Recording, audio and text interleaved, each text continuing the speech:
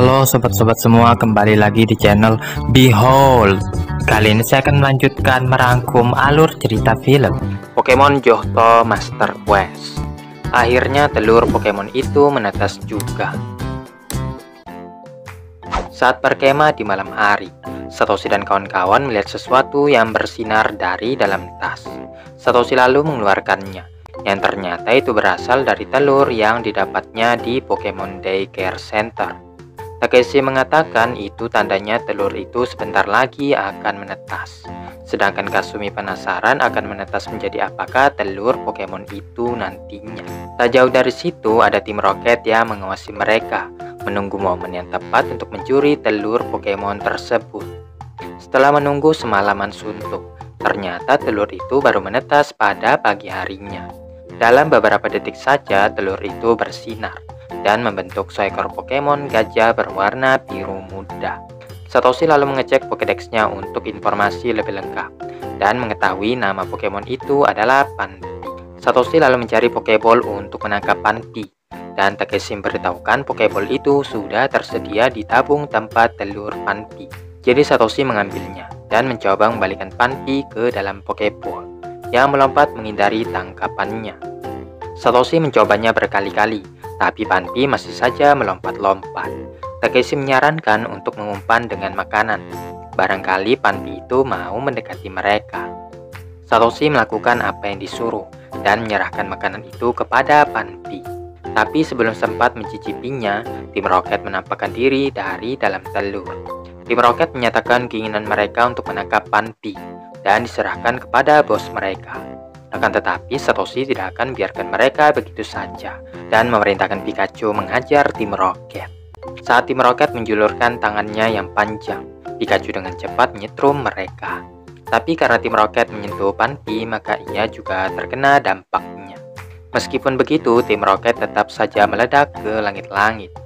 Panpi masih sedikit terguncang karena terkena Thunderbolt. Dan ketika Pikachu hendak meminta maaf, Panpi yang ketakutan lari ke dalam semak-semak. Mereka semua khawatir kepercayaan Panpi kepada Satoshi akan memudar. Dan di antara semuanya, Pikachu yang merasa paling bersalah. Satoshi segera menenangkannya bahwa mereka pasti akan menemukan Panpi bagaimanapun caranya. Singkat cerita, mereka pun berpencar untuk mencari Panpi. Takeshi menebarkan umpan agar Panpi itu mau keluar dari persembunyiannya. Akan tetapi yang didapatnya malahan Psyduck yang memakan umpannya itu. Kasumi bahkan tidak sadar sejak kapan Psyduck keluar dari Pokeball-nya. Satoshi melihat sekeliling dengan Pikachu yang masih saja murung. Satoshi bilang Pikachu bisa langsung minta maaf kalau mereka bertemu lagi dengan Panpi. Dengan begitu Pikachu pun kembali bersemangat. Jauh di dalam hutan, Panpi berhenti berlari setelah guncangan listriknya menghilang. Dia baru sadar telah terpisah dari trainernya. Kebetulan perutnya juga keroncongan, jadi Panpi mengikuti aroma makanan yang sedap. Aromanya berasal dari tim Rocket, yang saat itu sedang memanggang roti bakar. Tim Rocket sama sekali tidak sadar Panpi diam-diam mencuri roti mereka. Sampai kemudian mereka menengok ke belakang dan melihat Pokemon tersebut. Nyasu memarahinya, tapi Panpi bisa dengan mudah menjatuhkannya. Penampilannya yang kuat itu membuat Musashi dan Kojiro terkesan. Dan menurut buku panduan, Panpi adalah Pokemon tipe ground yang sangat efektif untuk Pokemon tipe listrik seperti Pikachu. Tim Rocket berupaya merekrutnya sebagai anggota, tapi Panpi lebih tertarik dengan ekor Nyasu. Satoshi dan kawan-kawan berkumpul lagi setelah mencari kesana kemari, tapi belum juga menemukan Panpi. Sesaat kemudian, tim Rocket muncul dari balik semak-semak bersamaan dengan Panpi yang mereka cari-cari. Satoshi sangat menghargai tim Rocket yang mau mengantarkan Pokemonnya. Tapi tim Rocket bersikeras bahwa Panpi telah bergabung dengan mereka. Satoshi dan kawan-kawan yakin mereka pasti berbohong dan mencoba memanggil Panpi. Nyasu membuktikannya dengan menyuruh Panpi menyerang Pikachu, yang padahal Panpi hanya tertarik dengan ekor Nyasu. Dan ketika Panpi hendak menabraknya, Nyasu menghindar sehingga Pikachu yang kena. Tim Rocket dengan cepat mengamankan Pikachu. Satoshi marahi Panpi yang telah berkhianat dan memerintahkan Pikachu Thunderbolt. Tapi tidak berpengaruh pada tim Rocket yang memakai baju anti listrik. Kemudian tim Rocket memerintahkan Wishing Smokescreen memberi mereka kesempatan untuk melarikan diri. Tim Rocket merayakan hasil tangkapan mereka. Panpi sepertinya mau juga, tapi malah dikurung di kandang yang sama dengan Pikachu. Pikachu menyeka air mata Panpi, memintanya untuk tetap tenang. Kebetulan mereka berada di ujung tepi, sehingga dengan beberapa dorongan saja sudah cukup untuk menggelindingkan kandang ke bawah. Suara yang berisik itu memperingatkan tim Rocket akan upaya mereka, dan akhirnya menyadari Pokemon yang ditangkap tadi sudah kabur. Tim Rocket segera melompat ke balon udara untuk mengejar Pikachu dan Panpi. Sesekali mereka berteriak menyuruh Pikachu dan Panpi untuk menyerah. Di saat yang bersamaan, Satoshi dan kawan-kawan yang melihat tim Rocket bergegas ke lokasi kejadian. Pikachu dan Panpi terhenti di arus sungai yang deras. Pikachu menyuruhnya untuk melompat. Meskipun Panpi sedikit ragu, tapi nyatanya ia berhasil. Satoshi dan kawan-kawan tiba saat mereka baru saja melompati bebatuan. Sangat disayangkan lompatan berikutnya Panpi gagal, dan ketika Pikachu menahannya, arus sungai yang deras menarik keduanya. Satoshi berlari menyusuri sungai untuk mencari sesuatu untuk menangkap Pokemon-Pokemonnya.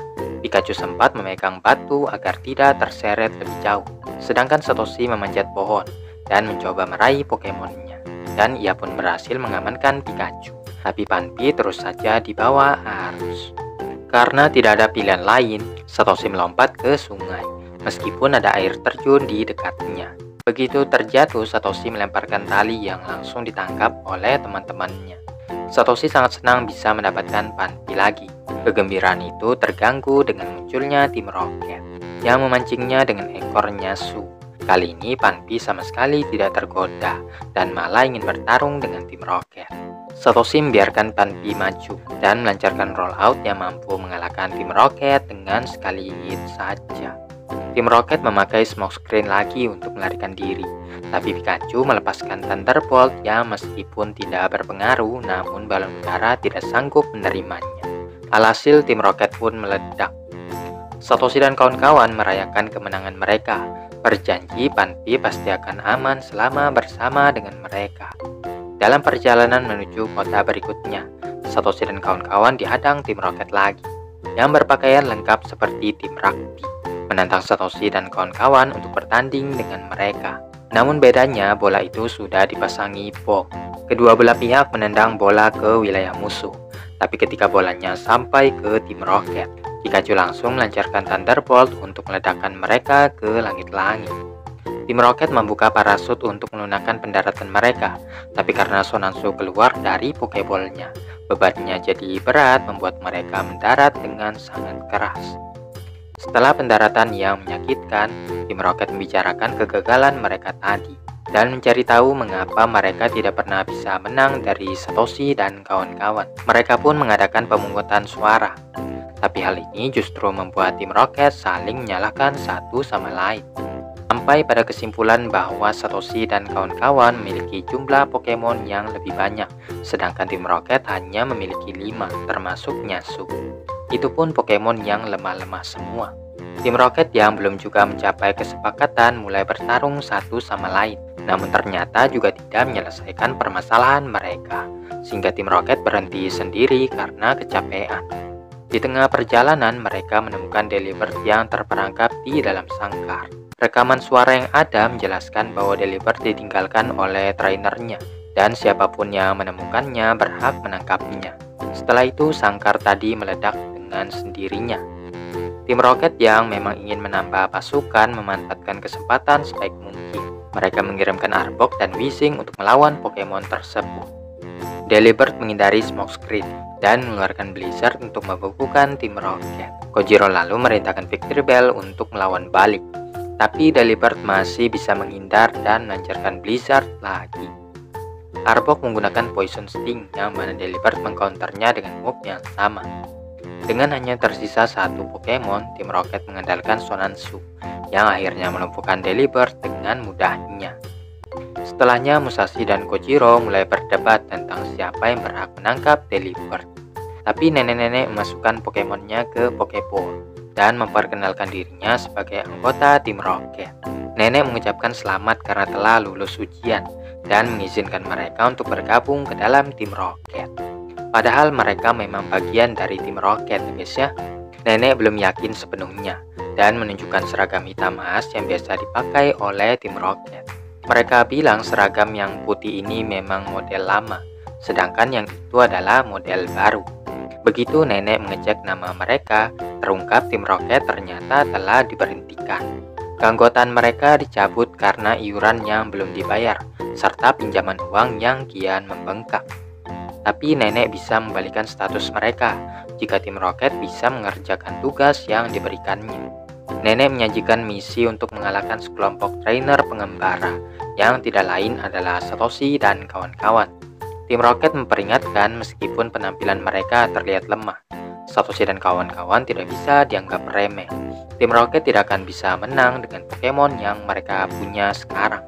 Setelah berpikir sejenak, nenek meminjamkan Delibird kepada mereka. Dengan Pokemon yang kuat di pihak mereka, tim Rocket siap melakukan penyerangan. Beralih ke markas tim Rocket, bos menerima kabar tentang upaya tim Rocket untuk mendaftar ulang.